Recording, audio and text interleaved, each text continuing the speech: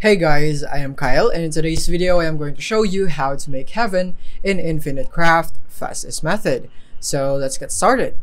Let's get started with earth, and then we need water to create plant, and then once you have a plant, you want to go for water right here, and then add wind into water to create wave. Once you have wave, the next thing is that you should go for, you need to create earth right here, so add earth right here, and then you want to add wind into it so that you'd have dust.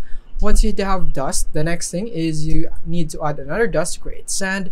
Once you have sand, then you need water to create beach, and then once you have beach, you want to combine it with plant, and then once you have plant, you would have a palm, and then you want to combine it with beach right here, you would have paradise, and then add another paradise, you would have heaven right here, and that is basically how you do it. And then you can just cancel out the wave right here.